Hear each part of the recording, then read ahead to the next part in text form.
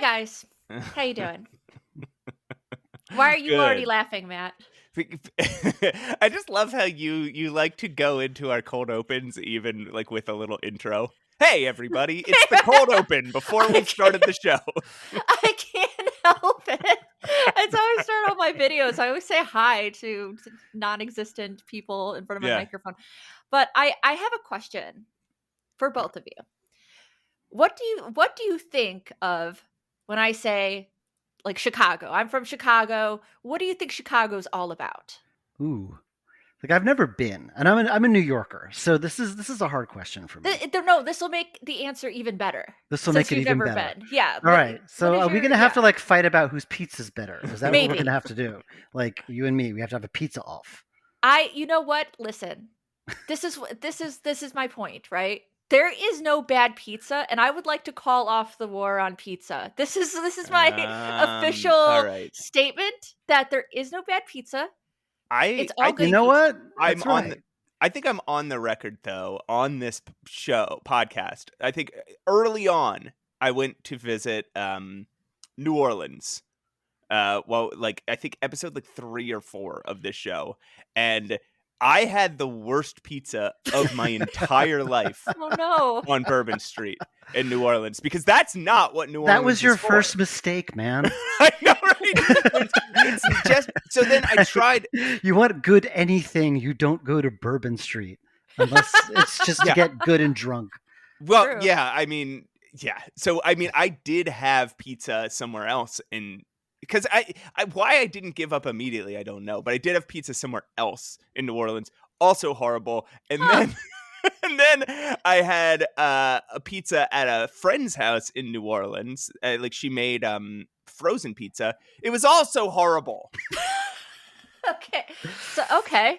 So what you're saying is there is one bad pizza, and it's in New Orleans. And the best pizza is in probably New Jersey, but Philadelphia gets some. I'm sorry. Whoa, my God. No. Philadelphia gets some of the runoff. Philadelphia, the Eastern PA has very good pizza, but I think, I think it's a runoff from New Jersey, unfortunately. Oh, he's pissed off both of us now. What are we gonna do? The New Jersey pizza, they just get them from New York. That's what goes on there. And I'm from Chicago, and all pizza is good here, and that's you all are. I have to say about it. Did you know, Dave? Did you know I'm from Chicago? Actually, I did know you were from Chicago. She's never mentioned it to me before. Weirdly. I'm up to date on my Roses trivia. Yeah. I'm also an artist. I don't know if you knew that. And apparently, you like a show called Murder She Wrote. So I hear. Oh, know. Yeah. I didn't know any of this. Fuck. Oh my God.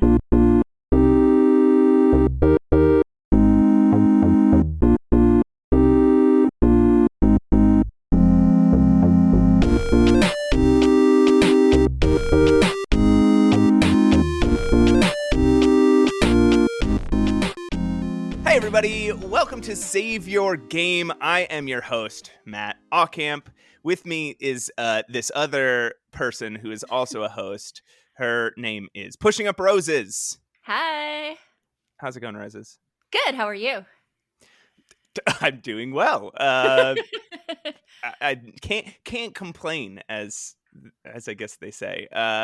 Someone says that, sure. With us today is look here on this show. We talk about all sorts of video games, usually indie games, mostly adventure games. And this man, if you know, especially the crossover between those two genres, indie games and adventure games, you know who this man is.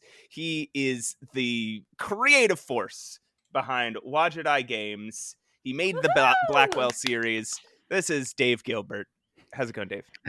Wow, that was some intro, man. Thank you. Yeah. it's going well. I am a huge fan. Okay, I'm a huge fan. Father of Ron Gilbert, the creator of Hey, wait a minute. How old do you think I am?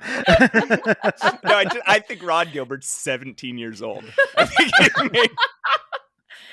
That is hilarious. How many people think there is a relation? There is no relation. Adventure. There is no relation, you guys. It's really funny. There's no relation. That is like the primary like topic of conversation whenever like we're in the same room. It's like, oh yeah, we got the same name. Yeah, how about that? Yeah, like you guys definitely have more interesting things to talk to. The hours just fly by. So what's your favorite letter? Is it the B? Is it the G? Maybe a good old S. I love an S. Wait. That's funny. What? There's no S in Gilbert?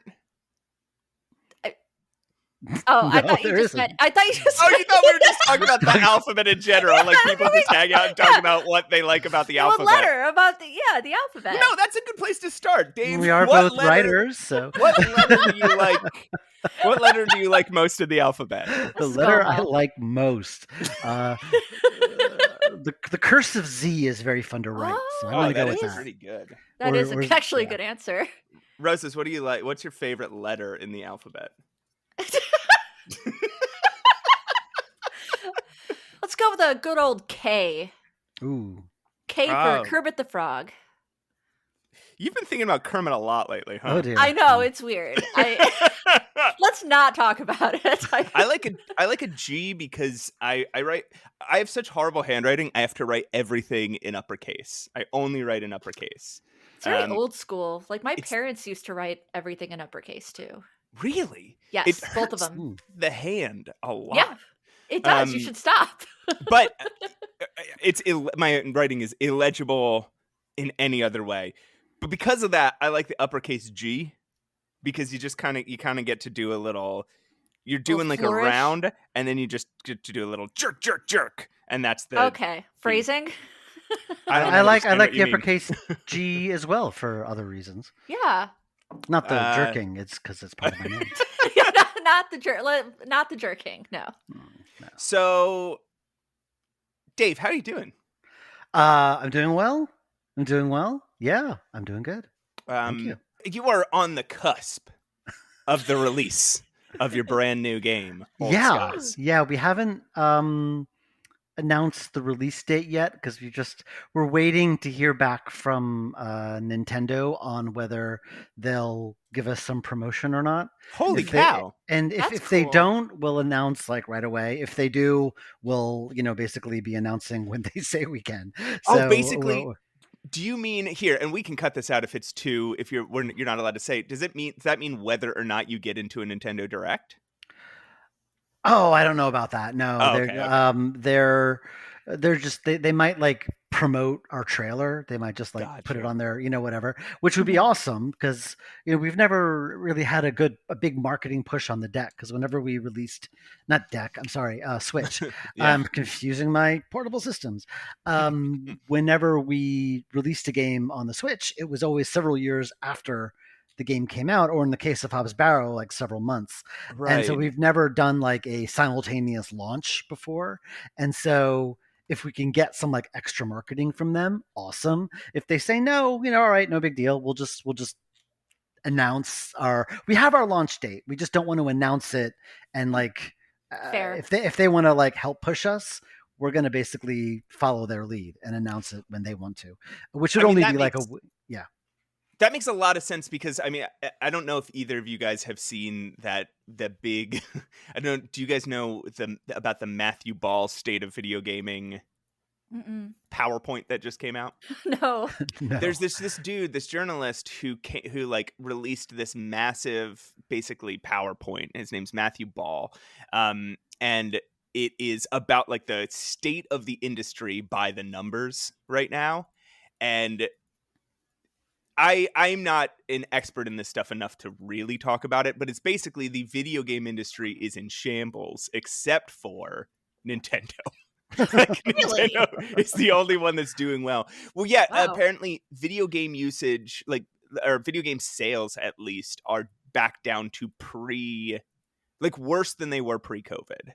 Wild. It is the first time, I guess, in history that they have gone significantly downwards rather than upwards. That's wild.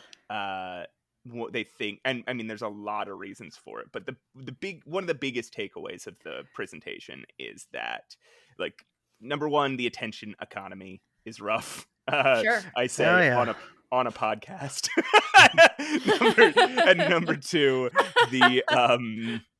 Number two, it's these ideas of games that stick around long after their life cycle. Yeah. And become like the only games people play. So, Fortnite, Roblox are the obvious ones, and then other ones like No Man's Sky is one that just just people keeps still going. play that. Yeah. I mean, well, then there's Call of Duty and PUBG, like a PlayerUnknown's Battlegrounds, and then there's one that shocked me and I can't remember what it's called, but anyway, that's why I guess I'm saying I don't envy the position you're in, Dave, but that Nintendo bump is gonna be would be so huge. Cool. I mean, who knows? It seems worth waiting an extra week or two to announce our launch date. It's worth it. So that's what we're gonna do, which is frustrating because I want that dopamine hit of like, hey, the game's coming out on this day, and here's our new trailer, and here's our new promo stuff, and all the just sitting on that and just waiting is like making me just chew my nails off. I want to talk about it more, but I'm holding myself back for that reason. It's but it's good to be in that position where that's possible. So so I'm just crossing my fingers. But again, if not, then no big deal. Then I'll be able to talk about it, and I won't. It'll be fine one way or the other. But getting that bump would be nice. Yeah, that would be sick. I mean, this is a thing that I've complained about on the show before, is this idea that as fans, we also have to understand like business, which I don't think should be true, but in the 2020s seems to be true. Like, you kind of have to, if you're a fan of TV shows, you kind of have to understand like the marketing of Netflix and shit now. And if I don't think anyone resents an entertainment company from wanting to earn money so they can keep making stuff, and that's there's easier ways to earn a living than what I do, for sure. But I can't think of anything less more satisfying. But at the same time, it's I can't just I do have to make compromises just to keep money coming in and get the next game out and so on, and it's stressful. But I like living this way. I don't think I've been good at much else, and at this point there's very little else I know how to do. So. Right. That's, I mean, it's awesome that you managed to find a way to make that your life. I think even just as fans, as a fan myself, right? I feel like I more and more through time I've had to pay attention to industry stuff. And so I resent it, but lately I have been thinking a lot about the video game industry because of the place it's in. It can get a little much. If you're really into film and you start analyzing, what studios are doing and things like that, it can prevent you from really just enjoying the thing just on its own merits. It's sometimes hard to let all of that go and just enjoy something. Thing that happens, people that are into film, into video games, into TV, into comic books, is people being like when something's coming out, everybody has to talk about this won't do well because, or what was its day one market and it's just such a crazy thing that's something we all have to be invested in now. But we've gotten to this very late stage capitalism thing where it's if we don't pay attention to that stuff, then things that we like just go away really, really quick. And we're seeing that in the video game industry constantly now. Mm-hmm. But anyway, even when video games do well, they still go away. Exactly. Yeah. That's true. And so if anybody does have an interest in that, like I said, the guy who released this, his name is Matthew Ball, and it's called The State of Video Gaming in 2025. It's really dire, but also pretty interesting. Matthew Ball, State of Gaming. Oh, wow. Okay. I'll have to read that. Thank you. Yeah, 225-page presentation. I was like, All right, I'll just read this after the interview. Like, no, I need like a day to read this thing. It's wild.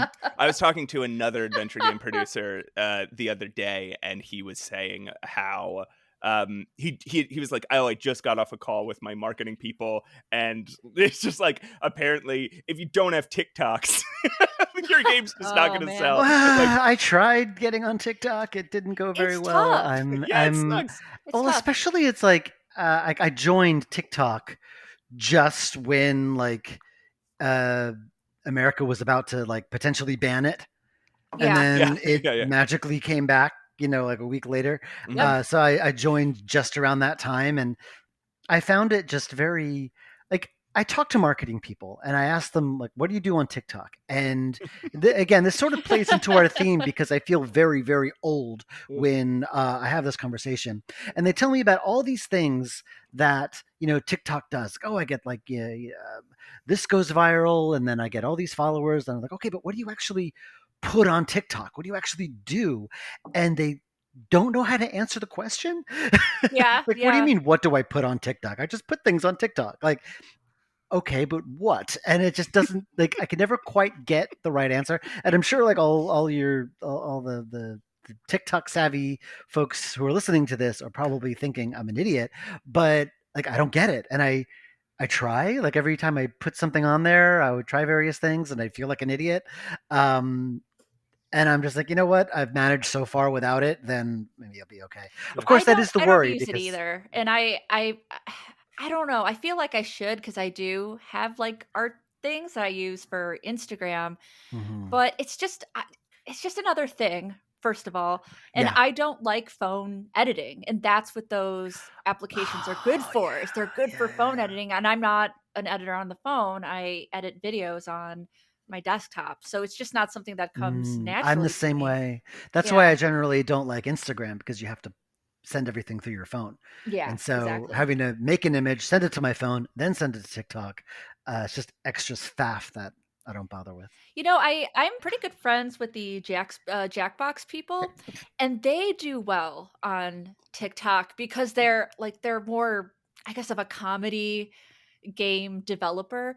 So they're always using TikTok, and I think that works really well for them. But like, I can't see it working for every dev, Yeah, it also depends on your personality, and it's just that's just not me. What's up, Matt? There's this thing too about, like, you're talking about like video editing on your phone versus editing on a desktop, and I have like, I know people who either they edit. This is just on Instagram too. They either edit their like silly comedy videos on a desktop and then put them on a phone, or they're like really good at editing on their phone, but you can always tell, and it feels weird. And I think like, so and also it's just more steps. It's like, all right, I recorded this thing on my phone. I got to send it to the desktop. I'm going to edit it there. Now I got to send it back to the phone. Like, no, it's such absolutely not.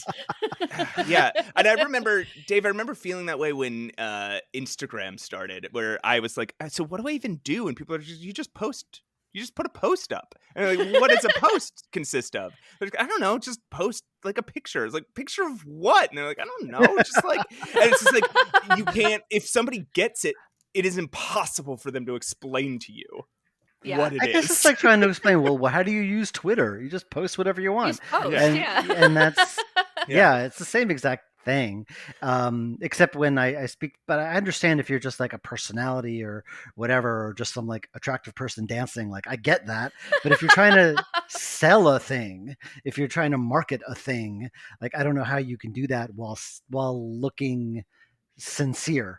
It's hard. That's hard for me, because I'm like, whenever I'm recording myself talking about my work on TikTok, I just think, like, they can tell I just want them to buy shit, and that's all it is. And like, I feel like on Twitter I could be more, or Blue Sky or whatever. I feel like I can be a lot more genuine that way.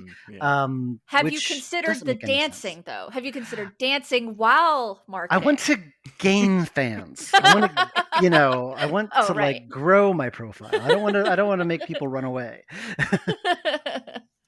I mean, I've thought about that. I've tried just being incredibly physically attractive and seeing if that would help. How did you find that, Matt? Did that work out for you? That was very, very smart of you. Very smart. Yeah, very clever. Thank you. Yeah, I should have tried that. I just sat around thinking about like, what could I do to improve my, as the person with the least followers on this podcast. Well, have you tried like cat content? Because dude, you post a okay, photo I'll try to of be your a cat now. Okay, being incredibly fit. Like, okay, so I tried being myself, didn't work. Then I tried being incredibly physically attractive, didn't work. Next time I'll try being a cat. Let me tell you let me tell you guys a secret, okay? There is nothing more that the female population likes more than a nice guy with a fucking cute cat. It works. So you should try that. Okay, so Dave, we gotta go get cats. I have a cat. You gotta get another one, man. we gotta load up on these things. He's not very I don't know. Like I try. He's not a very like snuggly cat. Like I kind of he steps on my lap. And then that's adorable, and then he just sort of looks at me and jumps off, and that's the extent. Is a cat. He just exists. I got 2 guinea pigs, and he's they're not doing his job. He's not doing his job of being cute. He's just actually he's cute. They don't walk around the house and do. Oh yeah, your things. guinea pigs are kind of useless, dude. I don't know. Yeah, they just sit there and sleep, and they make a lot of bathroom. Guys, we've been on this episode for a while without talking about any adventure games. So here's what I want to do. I want to talk before we start talking about today's topic. There was a Steam Next Fest, or there is one going on right now. And I played a bunch of demos. Roses, have you played any? I played 2 demos. Dave, have you gotten a chance to check out any Next Fest? I haven't. Demos? I've been working on a new trailer all week. I haven't. But I released a demo about 2 weeks ago that was up there for a limited time. I took it down because I couldn't do Next Fest because the game was in Next Fest 2 years ago, which just shows how long this effing game has been in production. I shouldn't say that. No, I shouldn't say effing game. It just that's my internal word for it. No, this game has been in the works for a long time. Yeah. And it was in Next Fest, which is why I couldn't put it in Next Fest, which is why I didn't look at Next Fest. Art takes time. That's just how it is. Before me and Roses talk about the games that we play, the Next Fest games that we played, Dave, do you have any games that you've been playing at all lately, or is it just been work? Yes, actually, because cool. I had to buy this because of what it was called. I had to try Avowed. For the obvious reasons. Yeah, yeah. It's the answer. It's the answer. Yeah. It's the answer. Oh dear. And it's all right. Yeah. Yeah, I know, right? And it's all right. Like I'm enjoying it. It's a Bethesda-like, and I liked Pillars of Eternity back in the day. Although there's so many references to Pillars of Eternity that I don't know how anyone who didn't play Pillars of Eternity would understand what's going on. But I'm enjoying it. It's pretty. It runs decently on my computer, and I can put Avowed and Unavowed next to each other in my Steam library and think, well, that's funny, and then go to. Hey, that's a great TikTok, though. Yeah, it's a great TikTok. There you go. All right. Well, all right. That's my next TikTok right there. You'll sell 1 million copies. So yeah. Here, what I've heard about Avowed, and tell me if this is correct, is like the best way to play it is to just not expect Skyrim. I mean, it's kind of Skyrim-ish. It's kind of in that vein. Like it's you wander around a world and you encounter stuff, and but there's not a lot of like systems fighting against each other like you got in Skyrim, which you don't get a lot of that, like random creatures interacting with each other and fighting with each other. You don't see any of that stuff, but it's just you wander around, encounter a little story, you do it, and you experience it, you move on to another thing. The characters are fun, the animation's very pretty. It's very good at what it's trying to be. And I appreciate that. It's not trying to be anything else, and I'm enjoying it. I think I'm waiting on. So I do want to play Avowed, and I want to play that Indiana Jones game that came out, Indiana Me Jones and the too. Great Circle. I think I'm waiting on one more big AAA release before I buy Game Pass again, and then just knock them all out in one month. I'm a PlayStation guy, so I want to play that one on console. So I'm waiting for that. Apparently, it's going to be ported to PlayStation eventually. I'm waiting for that. And actually, no, it's supposed to come out on PlayStation in like, I don't want to give the date, but it's after my launch date for Old Skies, so that'll be my reward for. Oh, nice! That's awesome. Yeah, assuming they hit that launch date, I don't know. Roses. Mm-hmm. What'd you play for Next Fest? I played. It was a short demo, but I played the demo for the next Duck Detective. It's very cute. It was a very short demo, so there's not much I want to say about it because I want you to play the demo. But I will say that my favorite character, which is Freddie Fredersen, the crocodile, is back, and I love that character. He's so cute. I have a crush on this weird crocodile character from Duck Detective. It's very strange. And the other demo I played was called Do No Harm. I played it because, I got a text from Matt saying it reminded him of Strange Horticulture. And I was like on it. I'm like, all right, here it is. This is it. I'm going to find another game like Strange Horticulture. And I really like it. I started it on the Steam Deck and it wasn't great with the Steam Deck. So I switched to PC and I had a really good time. But basically, you're a doctor in a weird town because we've got some Lovecraft. I know you're all sick of hearing us say Lovecraftian, but it is. It's Lovecraftian. I was thinking that before we recorded. I was like walking around my house like, oh man, I'm gonna have to say Lovecraftian. Yep, we gotta say Lovecraftian again. It is. It is a Lovecraftian story. And you're playing a doctor, and this town is full of sick people. I don't even know how anyone's alive. Constant. And it's kind of a simulation, kind of like Strange Horticulture. You're looking up medicine cures for people. You're giving them shots and trying to figure out what kind of illness they have. It's fun. I really like it. Yeah. And it's based on that old like humeric system of medicine. So you have, and this sounds grosser than it is in the game, but you have blood, you have black bile, you have yellow bile, and you have phlegm. Again, sounds grosser than it is in the game. It's just a blue vial, a red vial, black vial. Yeah, it's not gross. Yeah, it is not a gross game. It is gross though when you do have to, diagnose people's boils. That can be a little gross. You know that I'm a freak, Matt, and I love medical anomalies, so I don't even care. Bring it on. I love it. But I had fun with that. Demo. What else? What other demos did you play besides Do No Harm? Okay, so I played a game these aren't adventure games. Mostly I didn't play adventure games, which is interesting. I played a game called The Alpinist. Okay. By Vianney Thomas. I can't read my own notes, but even though they're in uppercase, it is. But it's a little platforming game that appears to be hand drawn, and you're just this this little mountain climbing girl with a grappling hook kind of thing. It works a lot like a bow and arrow, and you're just trying to see how high you can climb. It looks really cute. There's glowing little dots. Like pink makes you like jettison in whatever direction you hit it in. Orange hangs statically in the air so you can attach your grappling hook to it and swing around.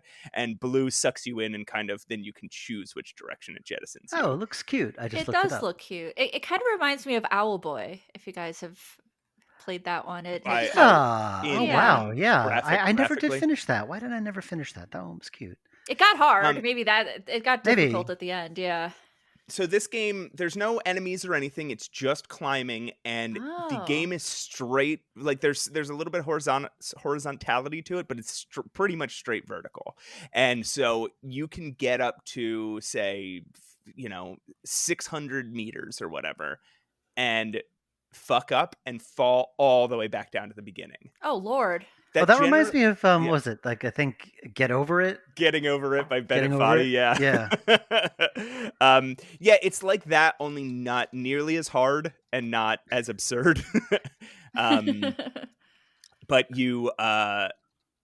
But it is, the music is really good and really inspiring, which is helpful because it can be really dispiriting to fall 500 feet and then, or meters or whatever, however it measures it, and have to climb all the way back up again. But it's also the fact that there's some horizontality to it is cool, because then you can just try a different path up, and that can be fun.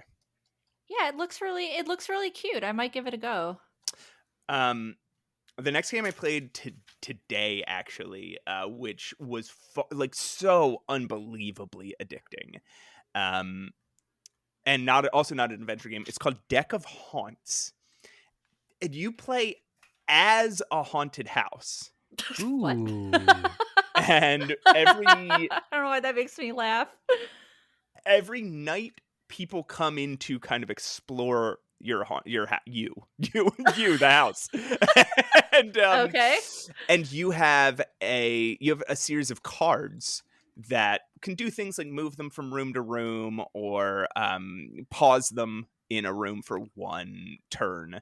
And you ultimately are trying to kill or drive insane everybody that comes into your house.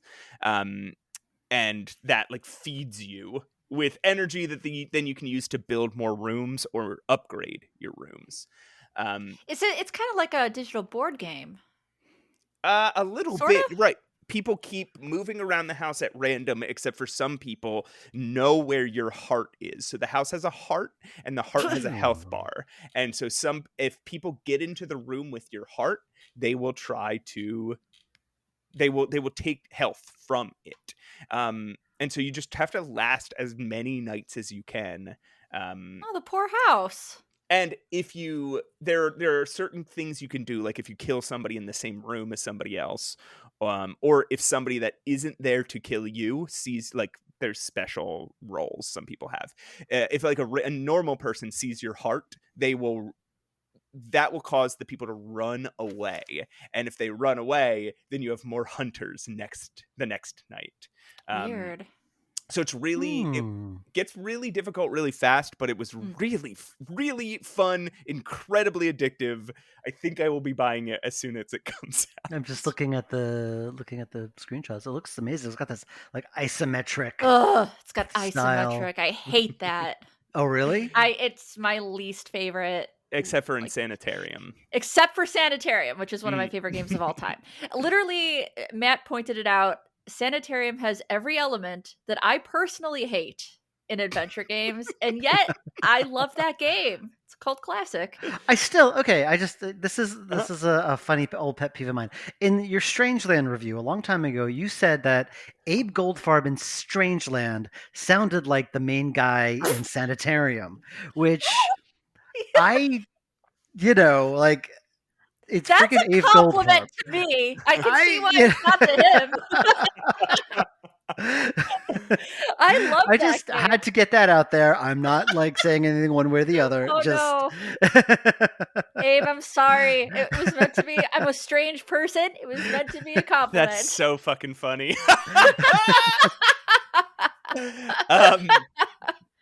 I want to touch on one other game that I played. I don't want to get too into it, but I played a little bit of the demo of Kathy Rain 2. Oh, nice. Nice. And, I don't really love spending much time in a point and click game if I'm going to get in a demo for a point and click game, sorry. If I'm going to get into a point and click game, I'm going to need to take some time to really get absorbed, right? Yeah. So, it seemed fine. It seemed to have a lot of the flair of the last one. They made a weird choice though, which I don't understand on any level. They softened Kathy Rain a lot. You know why? Why is that? Because I wasn't directing her this time. Although like, we're talking about it, I just told them I'm way too busy with Old Skies right now. We'll see if I'll do directing her later. But like Ariel, I could listen to Ariel all day. I adore her. Yeah, it's the same. It's Ariel, the same voice actor, but her voice seems a little softer and a little more a little more girlish maybe, and both the sprite and the portrait are both just a lot softer and like, again, just kind of more girlish. And it's Are you calling me out for the criticism that I gave the first game? I am not. Is that where this is going? I wonder what was your criticism of the first game? Oh my god. Okay. First of all, I loved the first game and I gave it a very positive review. This is a game written by men. That's not a bad thing, but sometimes they don't always know how to write alternative women, okay? Or any women. let's be honest. I said that her character was a bit pick-me-ish. It was a little bit like, I'm not like other girls, and I'm not sure. I didn't really like that vibe. And now I don't know if they took that to heart. That's an interesting. It's an interesting thought, but to me it just felt like a kind of just a different character. It felt like a character that was just like she still rides a motorcycle, she still wears the leather jacket, but she was just very. Yeah, I don't know. Maybe they were taking your feedback. Oops. Maybe they got that feedback from other people, but it just seems that's interesting. That's actually very useful if I do end up directing that again, doing the voiceover directing again. That's something to be aware of. That's interesting. If you're listening, Joel, I still want to do it. They're clearly no matter what writing, this loudmouth on the podcast says. They're clearly writing like an alt, like kind of a badass character, and those can be difficult to write. But I like a badass, softer spoken person, like girl protagonist. Yeah, so. It can be hard to balance that. And again, I think you're right, especially for male writers, is this idea of like, oh, this is a badass woman, but it is a woman who, like, you don't have to make a woman a man. You don't have to give a woman manly traits just to make her tough. A person can be womanly and tough. I talk about that a lot. I have a review, not a review, but a video on Laura Bow specifically as a character. It's a character, I guess, analysis. And I do make a point because I say, look, I would be like delighted to have more bubbly female characters, because we've gotten to the point where every female protagonist is the hardest thing you've ever seen in your life. And I love those characters. I relate to those characters. I'm heavily tattooed and aggressive, and that's great. But I would be delighted with more Laura Bow characters, or even better, more Yvette Delacroix characters from Dagger of Amon-Ra. I think that'd be fantastic. Well, what do you think about a character like Aloy from oh my god, what are the names of those games? Horizon Zero Dawn. Aloy from Horizon Zero Dawn. She clearly has she's tough, she's a badass, but she clearly has a femininity to her. I like that character a lot. Yeah, I think also like not to bring this up again, Ashley Birch's voice acting elevates her to a ludicrous degree. Yeah. It's the same reason why I think I always think of the two. I don't know if you play Assassin's Creed games, but there's Assassin's Creed Oddysey and Valhalla. Cassandra in Oddysey there's not a lot to that character. She's just generic, has a generic backstory. She's just a very generic person, but the actress just elevates her to ludicrous levels. I could listen to Cassandra read the phone book. But then you have Ivor, the female Ivor in Valhalla, who has a very interesting backstory.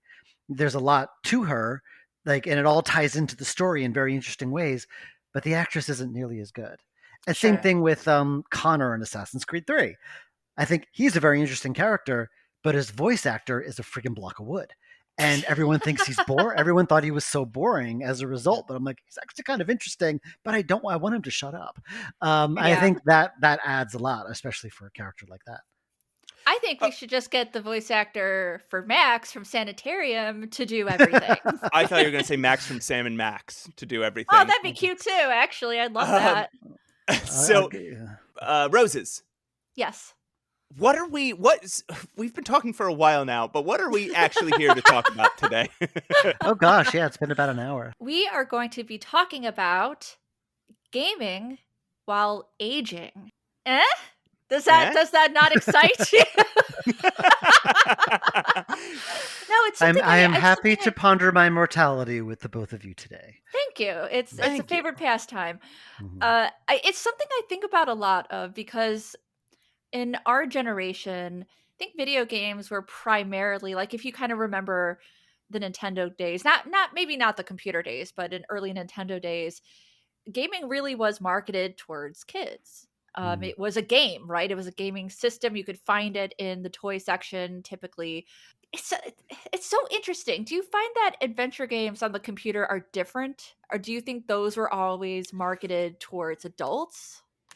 I think we should. Here's what I think. I think we should play Anti-Slackerino and come back and make that part of our discussion. All right, let's do it. Anti-Slackerino. What if we just don't explain it to Dave? I feel like I'm missing a reference.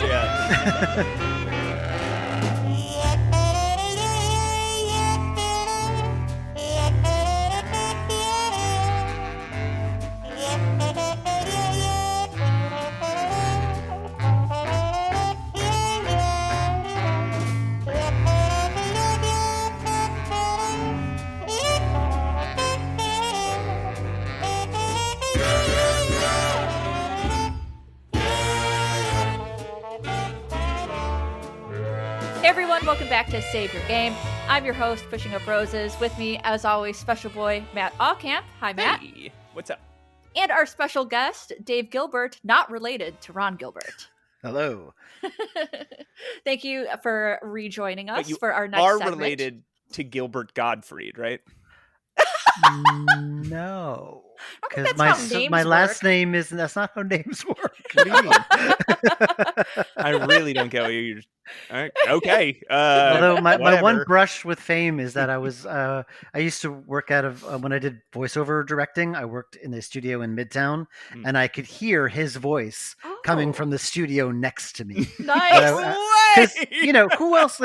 You recognize that voice. Who else could it be? But I was too much of a chicken to go in and say hello or anything. So I just listened to him from the next studio over. While I was recording Kathy Rain or something, I'm just hearing him. Awesome. That's awesome. Okay, so Roses, you ended our last segment with a question. Do you want to pose that once more? Sure. So, I began with Nintendo. Typically, actually, a lot of the consoles, I think we can all agree on, especially the Nintendo consoles, they were marketed towards kids. If you guys are like me, you might have grown up more on adventure games, on PC games. It feels like those were more marketed maybe towards everyone, towards adults. What do you guys think of that? Can you imagine a kid being like, I definitely want King's Quest 1 so I can write in the text parser? I do admit I don't know anyone who played those games when I was a kid. Yeah. So you might be right. But I think just home computers were more of an adult thing than a kid thing. Yeah. So they were more marketed towards people who had home computers. That's true. And if that's true. were a kid who had one, then you probably wanted to play them. True. We've talked about this on the show before, is the idea of the person with a computer programmer for a dad. Or a dad with a computer job in that era are the people who ended up as adventure game fans because their dad would bring home a bunch of pirated, LucasArts and Sierra games on floppy disks that were being passed around the office. So I imagine that there must have been a marketing push towards people in their 20s through 40s, but I'll also say marketing wasn't as laser targeted back then either. Right. I mean, Nintendo was. Nintendo was like, we need young boys playing our console, and that's who's going to play it. Yeah, well, especially like Sega. Sega was Sega. 100% old people and girls, get the fuck out of here. We're gonna sit around and talk about farts with Bubsy the Bobcat. That's so interesting because like the Genesis was one of the first consoles I really wanted so badly because just I liked Sonic the Hedgehog so much. Yeah, I mean, I don't know. I also didn't know anybody growing up that played adventure games. It was just me. That's true. That is true. And it goes back to computers were expensive at that time, and not everyone had one in their home. Personal computers, not many people had one. But I think what we can agree on is that despite who was playing the games, who was actually playing them, I feel like gaming has always had this reputation, maybe up until recently, of being for kids or slackers or lazy people or angry men, which there might be some truth to that last one. But am I all of those things? Is that all just me? Yeah, that's just you, Matt. Basically, you're the target. But as I get older, though, and I play new indie adventure games, I still feel some of that stigma. And I'm not saying that we're repressed. Like, don't misunderstand me. I'm just saying if I go into my pottery class and say I've been playing Do No Harm, they're going to be like, "What? What are you doing? Like, why are you not making art like a productive person?" Huh. And yeah, and I sometimes like wonder about it. And maybe that's because I guess our generation who started on these games are all getting older together, so we're still gaming together at the same time. Does that definitely, make sense? I know what you mean, but there definitely was like a sense of like, yeah, because they were, video games in general were marketed towards kids, and then were kind of seen as like a waste of time. It was kind of looked down on, and for the longest time, I was kind of, even like becoming an adult, like in my 20s and stuff, I was still kind of ashamed by it. Like I would, like I would like put the GameCube in the cupboard when girls came over. I was like embarrassed. It's obviously before I met my wife, who's more of a gamer than I am. But like, it wasn't until I started making them that I started to kind of like break free of that mindset. Because suddenly it was like I could now tell people, when people ask me what I did for a living, and I say I make video games, that's cool. Like even if you're not a gamer, like that's interesting. And so that so suddenly it's not as like, doesn't feel as stigmatized to me anymore. But now people, like, everyone plays video games. Everyone's got games on their phone. Everyone games. Yeah. So they grow up with that as being normal, and it's just not like they don't have that same mindset that we had when we were kids. Yeah, it's really interesting. Like I thought about it even earlier when I was playing Do No Harm, just thinking like, what kind of game is this? Who's the age demographic for this game? Because it's very story oriented. It's very beautiful, and I love it as an older adult now. Matt, what do you think? Did you feel the same way Dave did, where you felt for a while you kind of had to hide this hobby? Oh, imagine me walking into any social situation and somebody saying, "So, what do you do?" And I say, "Oh, I do a podcast about video games." It's not, but no, I feel that a little bit, and I did get out of video games, I think, for that reason for a long time, right? When I was, when I got into, punk rock and women and philosophy, it was like, oh, I can't be playing video games anymore. And I didn't come back to them until podcasts became a big part of my life. And it felt like, oh, I'm wasting time while I'm doing other things. And then it turned into, oh, there's a lot of these video games that are not wastes of time. Like while I was gone for only like 10 years, things have changed so much where it's just a storytelling medium now. And that was the AAA space, right? Like in the AAA space, there was the Fallout games and the Uncharted games, and like you said, Dave, the Assassin's Creed, there were these Elder Scrolls, Elder Scrolls, there was these really interesting games happening in the AAA space that were like, Last of Us is another example, where it was like, these are some these are clearly mature and well composed stories. And that led me back to adventure games, where it was like, oh, adventure games was always doing this. They were always telling complex and mature stories. Well, sometimes. Well, you get like, mass produced junk in any medium, not just video games. But when I read my first commercial game and I was being interviewed about it, it wasn't so much that I wasn't fascinated by that people were interested in my little game, but seeing what else was out there and what people were doing with games was fascinating.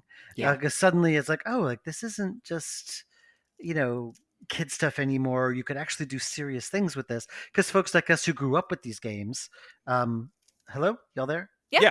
Okay, weird. My monitor just like went black. Oh God! And I just thought like my computer rebooted or something. No, it's fine. Sorry, it's my spooky presence. Sometimes things die. In my, it's fine. That's my bad. My plants die every time we record.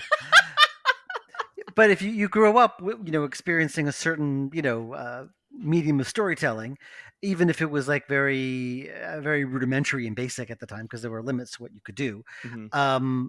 You're older and now you kind of want to tell stories yourself, and that's exactly what I wanted to do. I think I wrote my first game just after 9/11 in 2001. Being in New York, I had been recently laid off from a terrible corporate job. I wasn't working. It happened, and I was just looking for a way to creatively vent. And I knew the language and tropes of adventure games. And so I decided to make one. And that's ended up being my career for a long time. So, I didn't start selling them until like maybe 5 years later, but it definitely, that's where it started. Just as a desire to kind of tell my own stories using that medium. And that's just kind of what happens. Like if you grow up watching movies, you want to make a movie. You grow up reading books, you want to write a book of your own.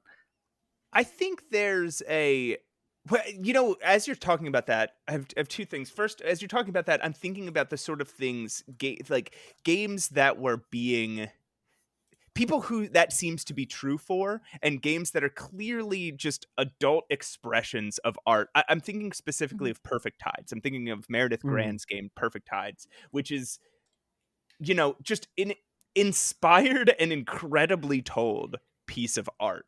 I use that game. I praise that game so often. And full disclosure, like as you know, Matt, we're both we live close by to Meredith. We're friends with Meredith, but feel left out. I played the game before I knew Meredith lived down here. Yeah. Also, I did not stalk her down here. That's a total coincidence. But no, I played Perfect Tides. He promises. I promise. If anybody from the court is listening. But that game I always use as an example as the game that finally made me feel something, because it's so rare that a game, even an adventure game, especially an indie adventure game, studio adventure game, makes me feel something. It didn't hurt that it took place on Long Island, which is where I grew up, and so there was just a lot that I was familiar with, and there was just obviously something very personal there. And that really resonated with me. And so I played this game and I was just blown away. And it's just that type of thing you can only do in that kind of genre. So because it is a game about aging too, right? Like you are watching somebody you're watching a young girl come of age, and you're watching her come of age in the 2000s. And generally, like I am playing that as a person who came of age in the 2000s. And so like to me, Perfect Tides is a game about me becoming an adult. Right? Specifically you. Games about Matt. This is a game about Matt, and I've talked to Meredith many times and said your game is about me, and I'm upset that you didn't consult me. But no, it's but I could see that, like Mara, you could sort of get Mara from Matt. I think I'm the perfect mix of Jason and Mara in the game Perfect Tides. But I think Perfect Tides also gets at something I wanted to ask you specifically about, Dave. Sure. You work in pixel art often. I think you've kind of gotten away from that more recently. Yeah. I mean, I keep in mind, I don't do the art myself. There's an artist who does that for me. But you started in... Did you do the art for the Blackwell games? Or was that... I did not, no. Oh, I don't think I knew that. But okay, but the Blackwell games were a throwback to point and clicks, right? And point and clicks was sort of a retro genre. And they were made with pixel art. So... how did you balance that idea of creativity, making new stories, making new things, being innovative with the idea of like working in a retro aesthetic with a retro genre? Like you're trucking in nostalgia, but trying to make something new.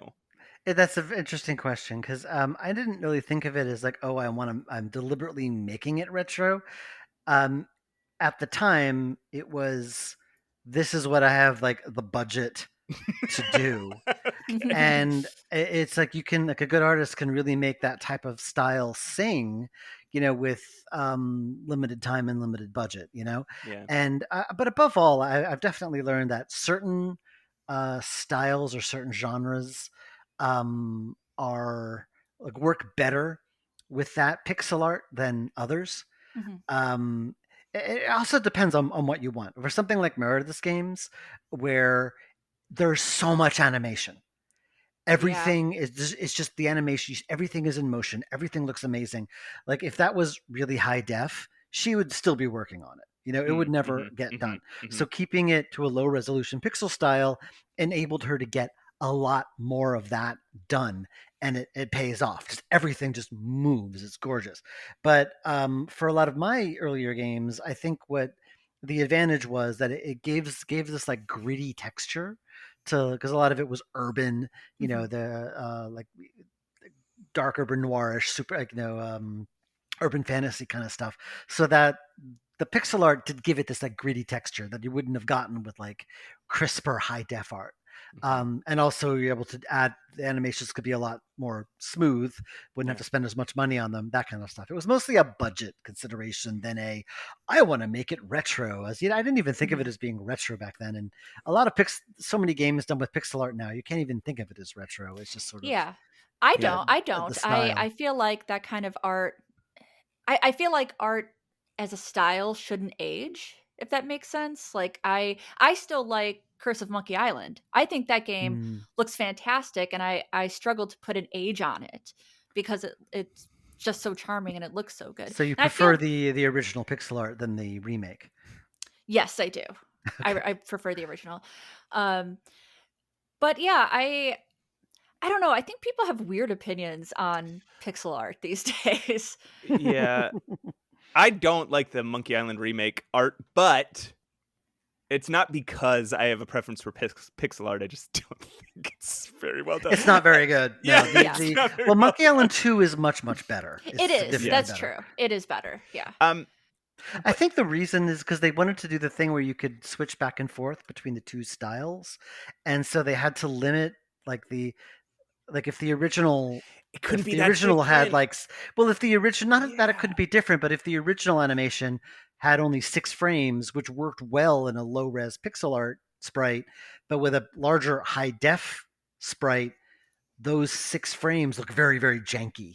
And I'm wondering if that might have been part of the reason. Well, I don't know. You also would have to, when I say it couldn't be different, meaning like if you're switching back and forth between the two, the screens have to be laid out exactly the same. You can't mess with you can't be looking from a different perspective or looking from a different... But I do want to push back a little bit. You guys both were talking about how pixel art isn't necessarily retro, but I want to push back because you definitely are invoking nostalgia in people when you create pixel art, right? So even because that's kind of where it started due to the limitations. Right. So I think it's always going to have that feeling, no matter how modern it is. I try to look at it still as modern art. Yeah. But yeah, because of the limitations, it's always gonna remind people, at least. Right. And so I do think if you are a person who creates something using pixel art, that is something you have to be thinking about at least a little bit, is like, what is this going to trigger in the people who enjoy my art? And if it's going to trigger nostalgia, what does that mean? I think, for example, this is one of the reasons I brought up Perfect Tides earlier. I think that's something that Meredith Gran was really conscious of when she was making Perfect Tides, right? And if not, it was just an incredible, it was just an incredibly coincidental situation. I mean, speaking from experience, if like often I don't realize like the theme, or if I don't realize like you're always pulling from something when you create something, whether you realize it or not.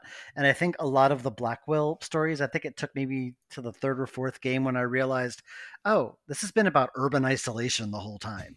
And and then I was able to, once I figured that out, I was able to kind of, focus more on the themes, which is why I think people say the fourth one is like one of the better ones, because that's when I realized this is what the game's about.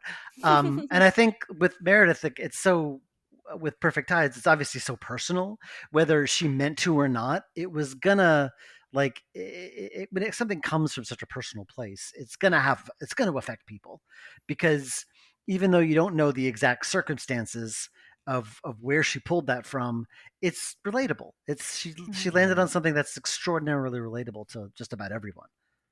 We do these deep dives on the show every few episodes. We will pull up we'll both play some game, and we will go really, really deep into it. And oftentimes I think we are pulling things out that, like, themes and ideas and connections that were not intended, that the people who made the games were either maybe not even aware of. And I think you're right. Like, that's probably where that comes from, is you are just drawing from within you, and there are connections within you that you don't always recognize. And I always find that extremely important. Like, if I don't have a connection to what I'm creating, then the player will not have a connection to the work. Like, it creates this certain sincerity that just cannot be faked. And I know that I always consider that like one of the most important things whenever I create anything. It's like, why do I care about this? Because if I don't care, you're not gonna. And I think that's extremely important. Like, I'm pretty sure that Meredith has a deep personal, she cares a lot about Mara and what happens to her. And I think that shows. Even though horrible things happen to her, but still. So, Roses, in what ways has your relationship to gaming changed from between when you were young and today? I think when now, you were a little less young, but still very, very young. Sure. I think that now, as an older adult, unfortunately, and when I say that, I mean I'm 29, and so is Matt. Actually, no, that's not even possible. Matt's 28. I'm 24. What? I went backwards. Matt, that's not what we talked about. I think I now consider, this is going to sound trite, but I have to bring up like the conversation about video games as art, right? Because these days I feel like more than ever, video games are art, and I feel something when I'm playing them, and they are done with intention and beauty. And it's not that, it's not that ET for the Atari wasn't art by definition, right? But it is more, I would consider it more artful, I guess, than just calling it like a grand piece of art.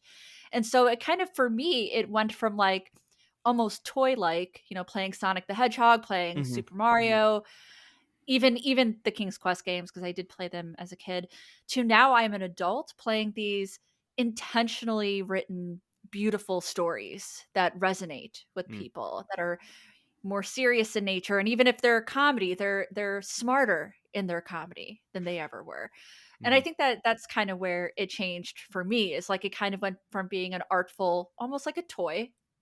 Nintendo is called an entertainment system, to like, this is art. I am being given a story and I am digesting that and really enjoying it. Yeah. How do you feel, Dave? How is what you're playing changed between when you were young and now? I guess often whenever I play something now, I guess it's I guess when I consume any art, like whether it's a television show, a movie, a book, what have you, it's I do want to feel something. There is a certain connection you feel with, you know, someone who created something, especially if it's like an indie project, when there's a definite Rose's. I used a fantastic word, which I'm going to steal. Intention, like it's something that's done with intention. It's not done purely. It's not created purely to entertain. Although there's nothing wrong with that. There's a lot of like pure, mindless entertainment that I enjoy, but I'm looking for meaning. I'm looking for a connection. I'm looking to feel something. I want to be like taken out of myself. That's what you're hoping for. I think it was Terry Pratchett who said something like there's nothing inherently wrong with escapism, as long as it gives you a place to return to as well as from, and you're better and you're better for the experience. Yes. That's what I want. I want to come out of the experience like feeling better off than I was when I started it. There's a certain amount of trust that goes into like when you start, especially with video games, because video games can take a long time.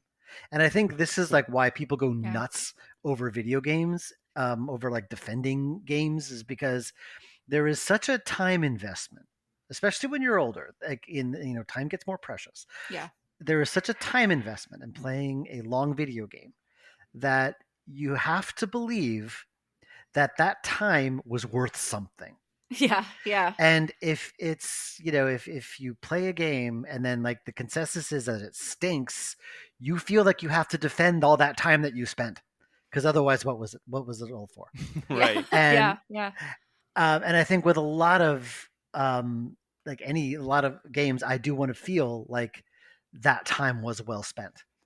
And sometimes if I'm playing something and I have no idea what's going on, or if it's not respecting my time, or if there's a million microaggressions, then I might bounce off of it. Sure. I think that I recently tried Dragon's Dogma II, which I heard good things about, but I felt that it was deliberately trying to waste my time, and I couldn't engage with it. I couldn't enjoy it. I couldn't appreciate it. I didn't feel like I was coming out of it better. And there's a lot of good things about it. It just wasn't for me. And I think that's what I look for when I sit down to play a game these days. What about you, Matt? I think that actually hits something really resonant for me, is this idea of time wasting, right? I think video games used to be a thing I used to waste time. True, and that's why I didn't get back into them until the advent of podcasts, right? It's just like, I need to feel like I'm not wasting my time while I'm wasting my time. And I think I do react really, really negatively when I feel something wasting my time. And it happens, honestly, it happens a lot in adventure games, because somebody comes up with a story and they tell that story in as straightforward a way as you can, right? And then they say, oh, this is too short. We have to add in some mini games. We have to add in a maze. We have to add in a logic puzzle. We have to impede the player's progress in order to make this a game. And I would say, let your game be 2 hours long. If I cut puzzles all the time. Yeah. So again, there's a game I talk about on the show a lot, and and one of the things it does is it really ties its mechanics to its storytelling, and that's Citizen Sleeper, where it is a game about trying to survive in this in like the worst example of a capitalist world, and the mechanics are you're scraping by, you're trying to make enough money to get through just the day so that you can tackle the next day and the problems it gives you. And your resources and your ability to use those resources are both very, very limited. And I think there's something that adventure games could really take from that, is the idea that, like, if I am doing a where you bring something from one person to another and then back to I have Escort? a fetch quest. Oh, fetch quest. Sorry, I wasn't quite sure what you were. Yeah, fetch quest. If you're doing a fetch quest puzzle, it should say something about your story. Your story should in some way be enhanced by the fact that you are treading ground over again. It should be enhanced by what you're fetching and the quest you're doing. If you're doing a fucking logic puzzle, it should be at a moment where your character is pressed by their ability to logic something out, right? It should add to the feel of the characters, the feel of the story. It should be, ideally, right? Like, I'm saying the word should a lot, but it's obviously art. So it reminds me of a game I played not long ago called oh my God, come on, Dave. You basically were like a courier driving a little flying car around a voxel city, blanking on Cloudpunk. That's it. Cloudpunk. Okay. Yeah. It's basically this awesome, like, cyberpunk looking city. Everyone's got flying cars. You have like a flying car and you do deliveries. And that's the game. That's just it. And it's just by going from one place to another, like sometimes you pick up passengers, you talk to someone on the radio, and you learn about the history of the city and all these characters just by doing that. And it never stops being engaging. Oh, nice. I like that. And the voice acting's incredible. Definitely, while we're on this subject, another thing that I want to talk about is nostalgia as a concept. Before I sound off about my opinions, I want to know what you both think. What are your feelings on nostalgia in art? Oh, I have many opinions on that. Yeah. I mean, it can be both dangerous and uplifting at the same time, because you can get stuck in that. I mean, for me, I come from a little bit of a troubled background with a lot of problems, and so I would use gaming kind of to my detriment, I think, because I was relying on nostalgia to just make it better.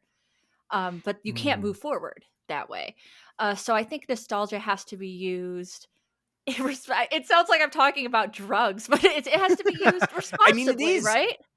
Nostalgia is a drug. That's what that was where I kind of wanted to start off, is this idea that, like, there's two things about nostalgia that you have to be very careful about. One is that it is a drug. It is addictive. It is a distraction from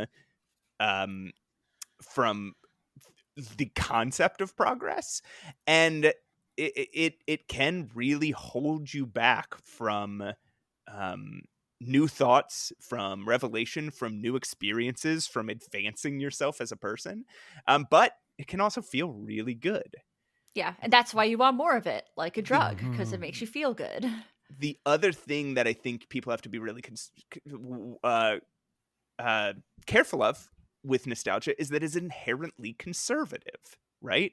It is inherently saying,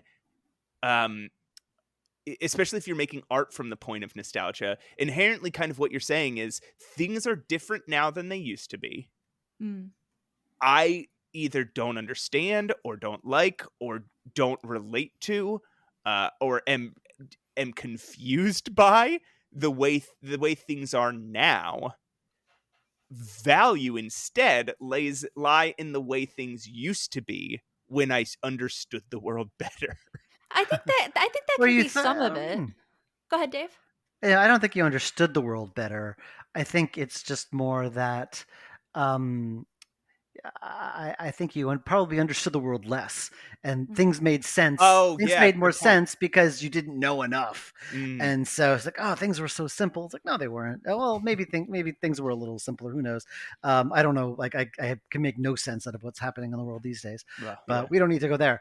But yeah, there is that sense of wanting to recreate like what you had when you were young. But a lot of the time, and I say this with all the love and respect for a lot of these old classic games, whenever I try replaying them, all I can see are the flaws. There are just so many design decisions I would never make. And there's so many like frustrating little things. I tried playing some of the Quest for Glory games recently, and they just frustrated the crap out of me. They are but frustrating. I loved them in the 90s. I adored them, but I could not play them now. They were just so janky, and they were like, there's just no direction. There's just, I don't know how I managed to get through these games because there's no direction about what to do. It's just wander around and stuff might happen. And somehow I managed to get through those games. And I just,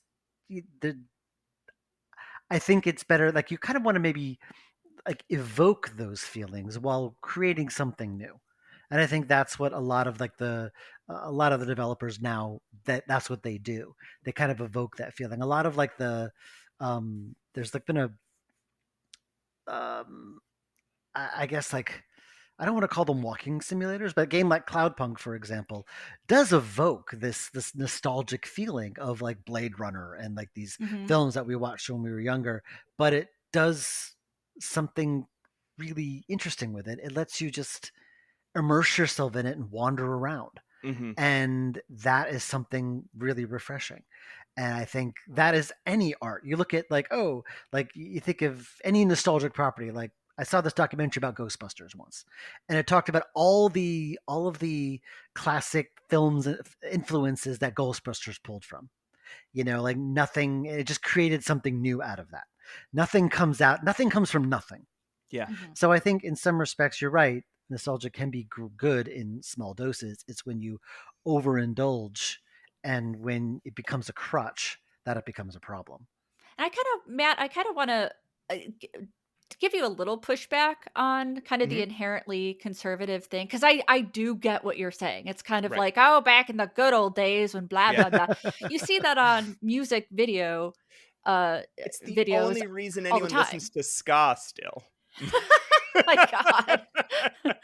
But I also think that, because when I thought about it for myself, I think things are better today. I think they are more progressive today, and I wouldn't want to go back to a less progressive time.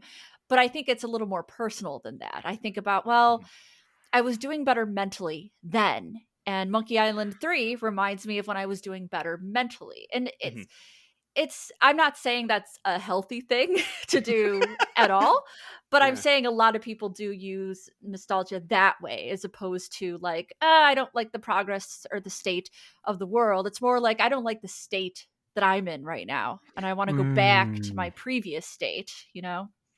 But often you can use those feelings. I'm sorry, Matt, go ahead. No, please. Well, often you can use those feelings in the art you make. Like I know that when I often thought of like mid-era BioWare games, like Knights of the Old Republic and Jade Empire and all of that, that comes from a point in my life when I was like, just still, where I had like fewer worries and fewer cares, and I could, like, I was an adult, I was living on my own, but I still could take time to play a game and enjoy it just for its own sake and not worry about everything that I was ignoring. And so, but I took that and I made Unavowed with it, which is very much inspired by those games. So it's not a bad thing as long as you focus it in the right direction. I think anything can be beneficial if you use it correctly. Yeah, well, I agree. I think you gave a quote earlier that is really the Terry Pratchett quote about, if you're going to use escapism, think about what you're escaping from and escaping to. I think it's really, really salient because it's like this idea of like, are you escaping from the problems of today to re-energize yourself? Or are you escaping from them to pretend they don't exist, right? There's a lot of ways to escape from something. there's a lot of ways to escape from, say, white supremacy, right? by becoming race blind, right? By being like, oh, we're all just we're all the absolute same, and there's no and anything that mentions race is a impediment to that progress. That is a sort of escapism from recognizing that society treats people of different races differently, and people of different races have different experiences. You're just saying, like, pretending the problem doesn't exist, like that kind of escapism. Exactly. You're escaping from it by pretending it doesn't exist. And there can be something empowering about watching, say, a piece of utopian media where there is a, say, race blind world, right? And that can energize you and you come back to this world and you employ some of those ideas. Or it can be the opposite, right? And you can, I think about South Park, right? Bear with Quotable quotes from Matt. That was some segue, man. Bear with me for a second. Wow. I remember South Park has this like libertarian kind of utopianism to it where there's this idea of like, I remember there being this episode where it was like, there was this racist flag that the town had for years and years and years. And it was a bunch of white stick figures lynching a black stick figure, right? And the people in the town were protesting it, and they were like, we have to get rid of it. But the kids were saying, we think this is an important part of history. And everyone was like, what the hell? What is with these racist kids? And then it's not till the end of the episode where you realize the kids are saying, we don't think that just because there's violence, it should be deleted. And it turned out none of the kids recognized that all the people in the flag were different races. Right. And they thought it was just people lynching a person. And you could see what they're getting at, right?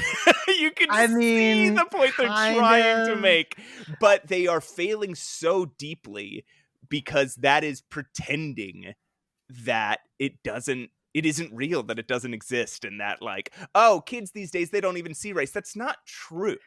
It's not. No. And are they trying to say that? But I think South Park is one of those shows where the kids are the adult narrator almost. You're supposed to be focused on the kids. So is it trying to say that? I know it's like super confusing now, and they kind of failed to portray their idea, but I'm wondering if that does represent a certain type of adult today. That is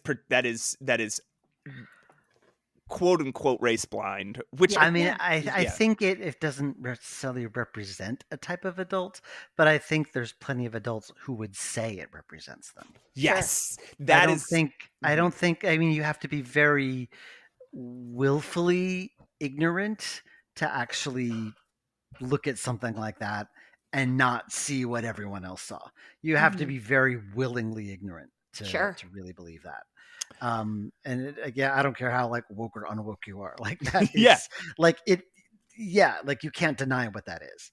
Yeah. Right. And so I think like that is what I've been thinking of as I've been thinking of this idea of like, when you overutilize escapism, you are running the risk. And like you said, not always, you like you said, it depends what you're running from, running to, but you were running the risk of ignoring the world you live in, trying to pretend you live in a different world. And I think the same can be said about nostalgia, right? You can ignore the modern world. You can ignore the changes. There's so many people who are like, oh, rap, right? Like, rap. When in my day, music had guitars. Well, here's the funny thing about that. It's like when I was like in the 90s, I was in college and hearing like the Spice Girls, and I would just be like, ugh, they're so lame. But now I hear them and I'm like, oh, it's nice to hear this song again. I love this. I love the Spice Girls. Song. Okay, it's like that's like a reverse nostalgia. You're talking about nostalgia for both sides. Well, no, but what I mean is, it's like you think so with your mindless pap entertainment today is like your nostalgia tomorrow, and then it becomes the things that people try to recreate. It's really weird. Like I've seen, there's so many games that are kind of recreating that awful like early 2000s like GeoCities kind of style, those like pixelated gifs and just all these things like Hypnospace Outlaw, and there's a lot of games that are trying to recreate that ugly style. I don't understand it, but like I was a little I was a little older than them at that time, but like they're nostalgic for that, and so they want to recreate it. I don't get it. At the time, we all thought it was terrible, but now people want to bring it back. Yeah, but then there's a game like Crow Country, that is trying to bring that back, that ugly aesthetic in their game. Yet they're doing it with the purpose because they're kind of commenting on the mechanics and story of Resident Evil. So again, I think there are ways to utilize these things. There's ways to utilize escapism. There's ways to utilize nostalgia without doing it just for their own sakes. That's the trick. That's the trick. Yeah.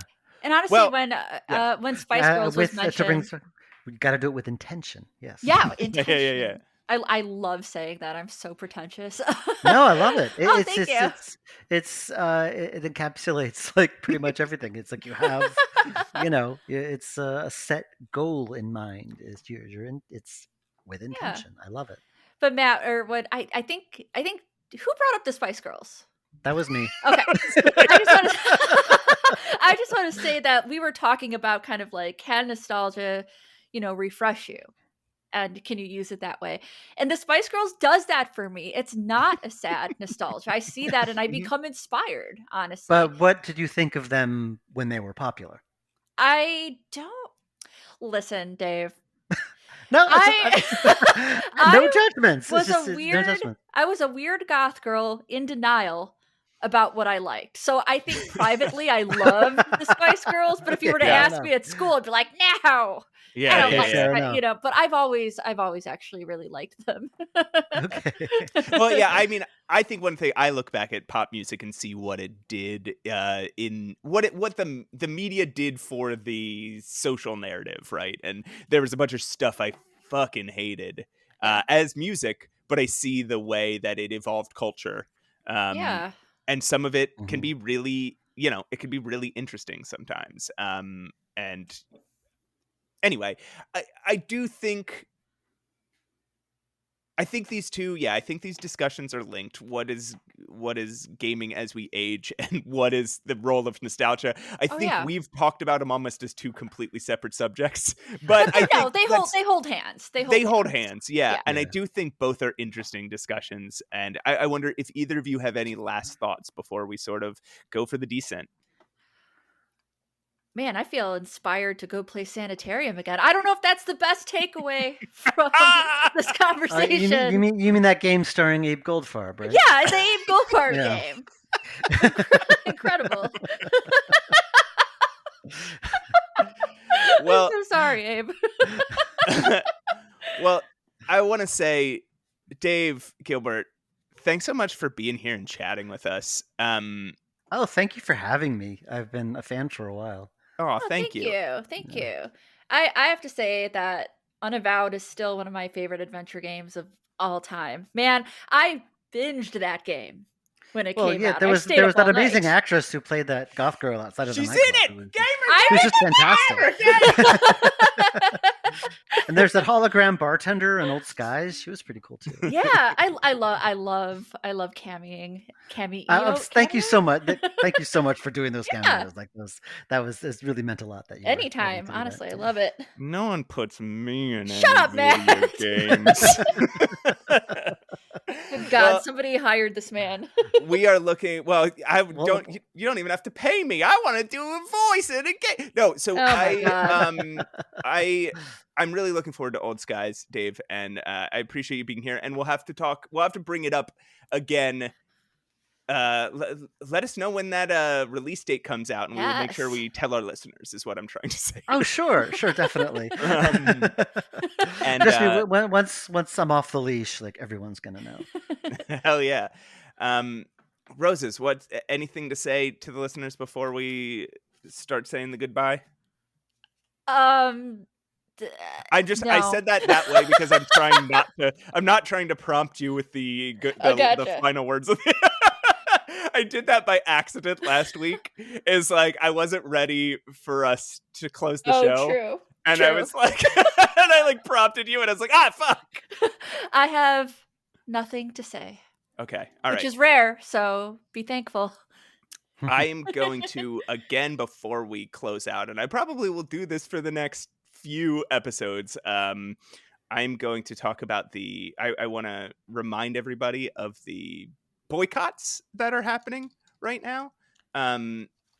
All right, so if you are upset about the state of the world today, how could you not be? If you're upset about the state of the tech giants, and if you're upset about the current situation in the United States, there's a couple things you can do, but what we're going to amplify is the what they're calling the economic blackout tour, which I really like.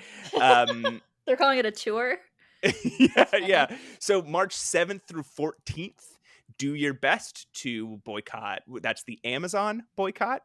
Collective actions works a lot better than individual actions. So, even if you're kind of like, what's it going to help? The more people that do even a tiny little thing, the better. So March 7th through 14th, if you have Amazon Echoes, turn them off. If you have Goodreads on your phone, uninstall it. And if you have Amazon Prime, unsubscribe. If you buy from Amazon, just wait a week, right?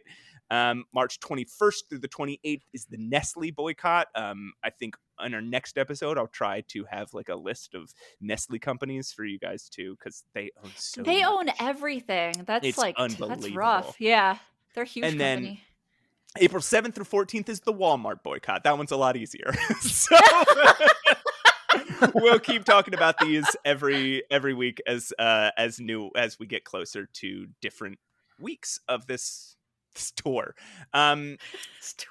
We can be found on Instagram at Save Your Game Podcast. I did it right. You did it right. You still ucked me. You still like made it sound like a question, like Save Your Game Podcast? Question mark? You can email us at madandroses@gmail.com. What else? Do we have anything else we want to tell people? You find me on YouTube. Find her on YouTube, Go folks. find me. Find Pushing Compressors on YouTube. Find Dave Gilbert at Wadget Eye Games. Yes. I'm very online. It's not hard to find me. I'm on Blue Sky. I have a Discord. WadgetEyeGames.com. That's Wadget with a J, not a G. I'm also still on Twitter, and you can find me there if you're still on there. I'm very online. Just look me up. You'll find me. Trust me. All right. All right. And I do have one last thing to say, Roses, before we go. Yes. And I've been thinking about this a lot, and it's weighing heavily on my soul. But I do think that podcast is art. I agree with you, because artists suffer.